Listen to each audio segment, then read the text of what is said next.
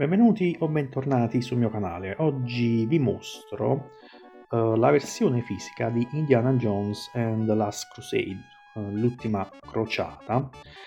Questo gioco ovviamente è un adattamento videoludico dell'omonimo film di Steven Spielberg, della Lucasfilm. Ed è curioso, vabbè, è un'avventura grafica in stile punta e clicca, con il sistema SCAM, l'interfaccia SCAM creata da Ron Gilbert per Maniac Mansion, e poi successivamente l'hanno utilizzato in Zack McCracken, e poi Indy è stato la terza avventura con questo sistema qui. Il gioco è stato, che è curioso, è uscito contemporaneamente con la versione cinematografica, tanto è vero che gli autori, in questo caso sono Ron Gilbert, che in quel momento stava comunque lavorando a Monkey Island e l'hanno dovuto slittare perché questo aveva la precedenza.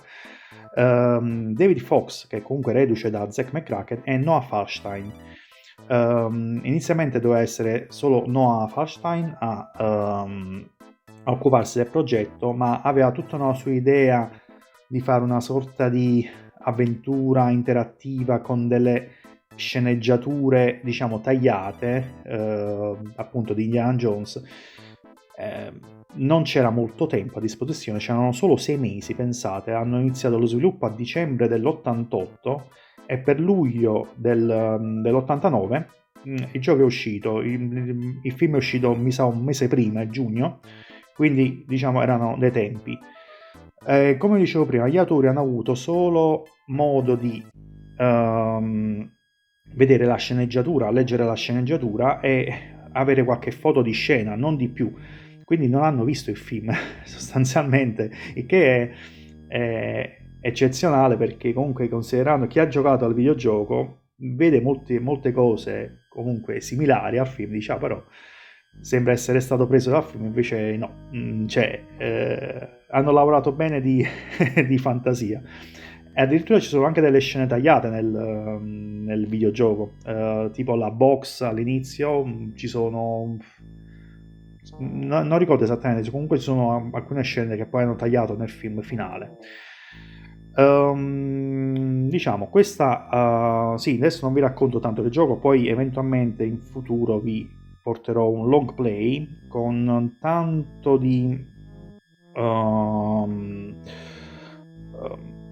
diciamo versioni alternative, nel senso cioè di soluzioni alternative, perché questo videogioco c'è la possibilità di morire. Non ci sono vicoli ciechi come succedeva in Zack McCracken o Maniac Mansion, quindi c'è possibilità comunque di andare avanti, però ci sono anche altre strade per risolvere gli enigmi.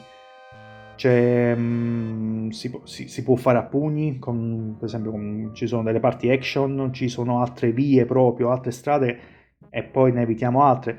C'è anche un sistema di punteggi che era stato proposto da Noah Feinstein per non lo so, per qualche motivo hanno messo un sistema di punteggi che praticamente il punteggio massimo è 800. Ovviamente oggi si traduce un po' come il sistema degli achievement, sostanzialmente, quindi con dei trofei.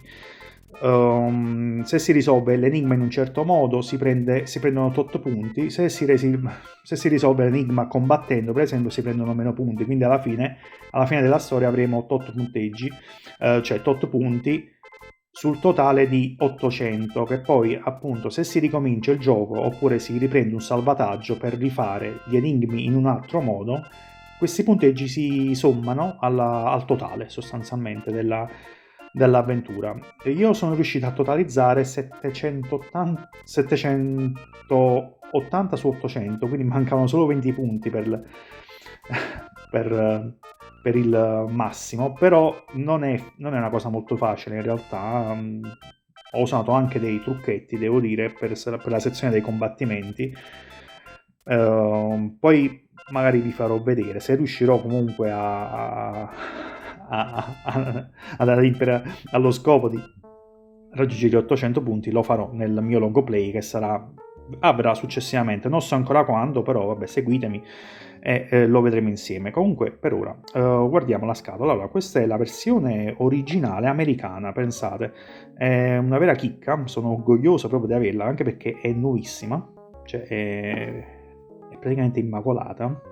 L'ho comprato un bel po' di anni fa, quando ancora queste cose non erano ancora merce rarissima, anche se all'epoca già era abbastanza rara, però è nuova, è nuova, è un po' più piccola rispetto alle scatole, ai box, diciamo, ai giochi boxati dell'epoca, molto più piccola, molto più bassa, di solito sono alti tipo così. Questa è veramente piccina, ma all'interno ha delle belle chicche. Qui dietro vediamo, a parte un po' di storia e tutto, ci sono le foto di scena, vedete, perché il film non era ancora uscito all'epoca, quindi hanno messo delle foto di scena, come vi dicevo prima. Qui ci sono alcune schermate del videogioco. Pensate che si sarebbe anche potuto fare una versione per Commodore 64, perché comunque sì, Maniac Mansion e Zack McCracken erano nati su Commodore 64.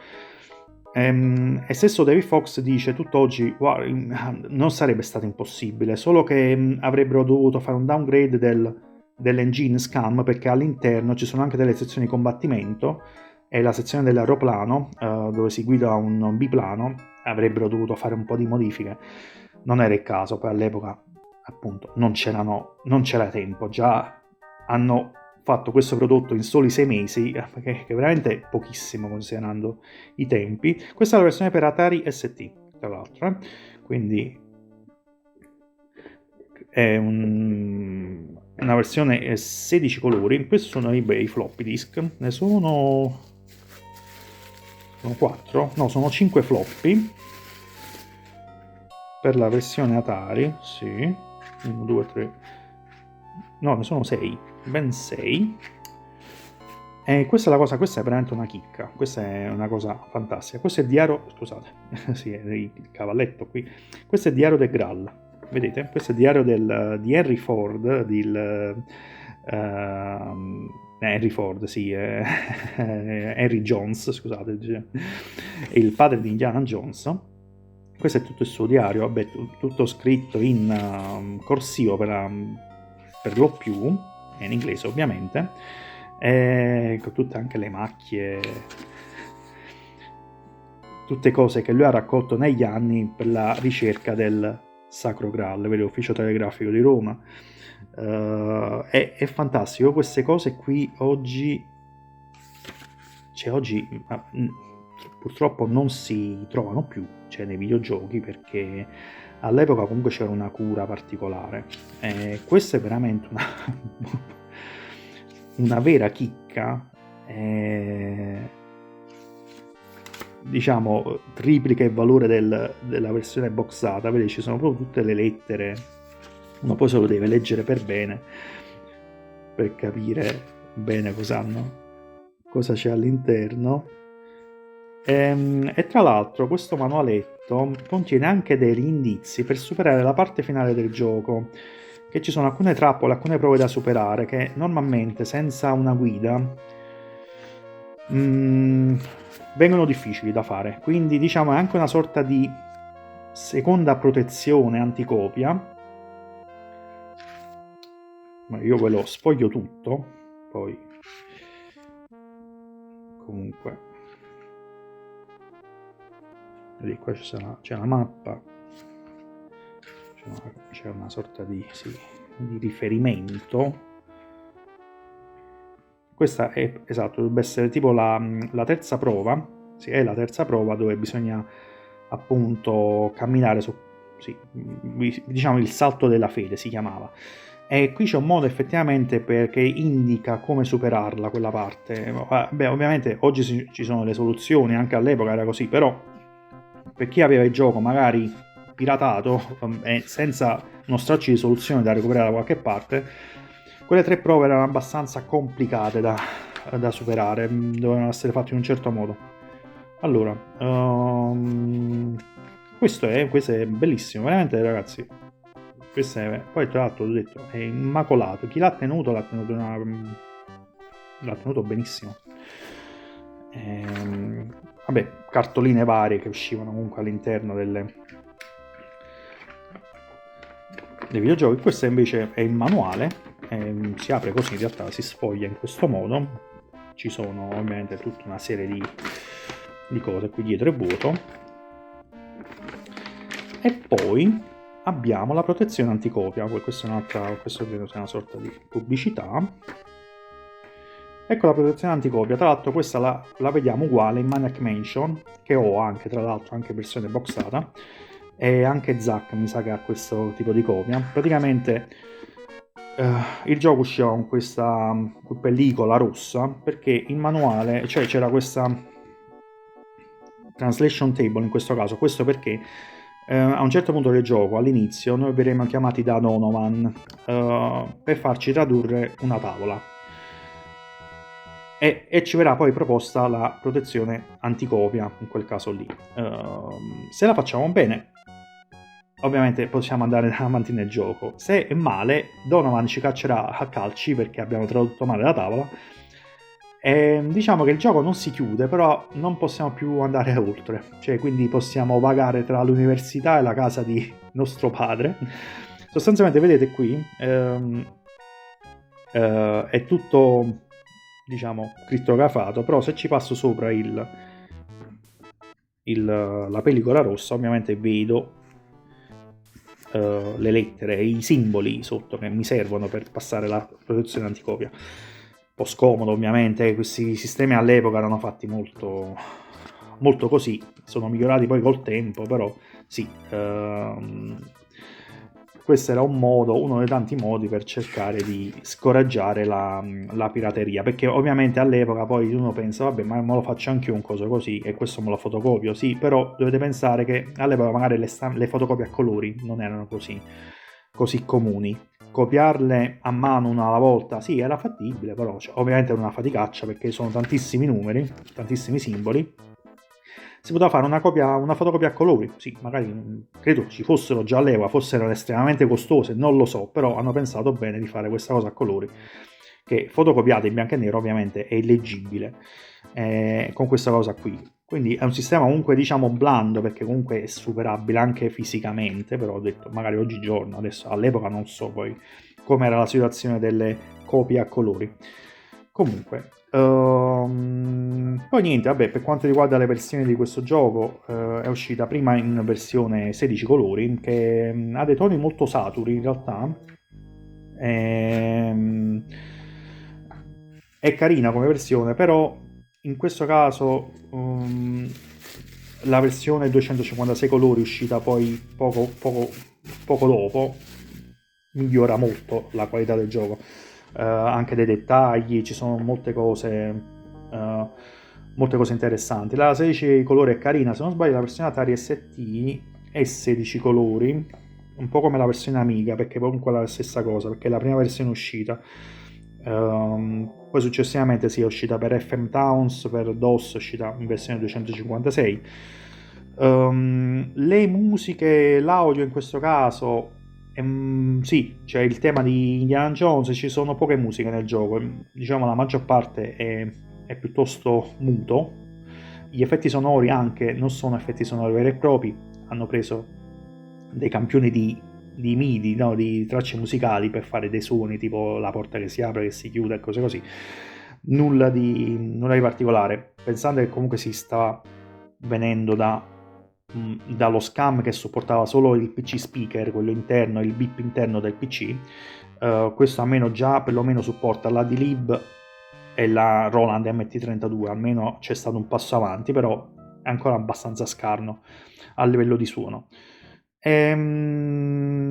Rispetto all'inventario, cioè per quanto riguarda l'interfaccia adesso è simile a quella ancora purtroppo del precedente Zack di Maniac, che il mouse non supporta l'hotspot ancora, quindi bisogna ancora passare sopra al mouse, agli oggetti, cercando con il verbo cos'è, però hanno aggiunto due verbi, uno esamina e uno parla, che poi li troveremo nelle successive avventure della Lucas. Esamina ancora, però esamina poco, nel senso che di solito è molto generico. Parla invece si attiva solo quando effettivamente c'è qualche personaggio con cui parlare, con cui scambiare delle parole. E anche la sezione multidialogo è stata introdotta qui, perché se non sbaglio in Zack non c'era sta cosa che non si poteva parlare proattivamente con gli altri, quindi hanno anche inserito i dialoghi multipli. Ci sono delle scene action, delle scene d'azione dove potremo combattere, in teoria il gioco potremmo finirlo anche senza combattere, ma manco fare un combattimento se si fa bene. E io cercherò di fare quella via la prima volta e poi una seconda strada per cercare di raggiungere gli 800 punti, però vedremo adesso, vedremo se con il tempo ce la farò, però cerco di portarlo. Altre cose, no, nulla di particolare. È uscita anche nello stesso periodo, è uscita anche questa infatti l'hanno specificato, The Graphic Adventure, l'avventura grafica, perché di Indiana Jones 3 era uscito anche un videogioco, una sorta di platform, sempre per concessione della Lucas, però programmato da Tiertex, che era una casa che lavorava molto con la US Gold anche. Ha fatto dei giochi, diciamo, mediocri, e questo non era da meno. Si pensa, non lo so, forse l'hanno fatto, perché l'hanno fatto? Forse per emergenza? Nel senso, magari questa avventura qui rischiava di non uscire, quindi comunque in emergenza diciamo, vabbè, facciamo perlomeno un gioco, un'avventura, un gioco tipo platform, giusto per cavalcare l'onda. Oppure magari era già previsto e in ogni caso sarebbe uscito. In quel caso quello è uscito anche su Commodore 64, per esempio, però è un gioco veramente un po' me. Quindi chissà, magari lo porterò tra i giochi meno riusciti, chissà, ci penserò, magari fatemi sapere se vi interessa. Ok, direi che per oggi è tutto. Spero che vi sia piaciuto questo descatolamento, come li chiamo io. Fatemi sapere se vi interessa il long play, comunque ditemelo. E niente, per oggi vi saluto, poi successivamente porterò altri giochi, sempre della Lucas oppure di altri di altre case su questo canale. Vi auguro un buon proseguimento, grazie per avermi seguito e a presto, ciao!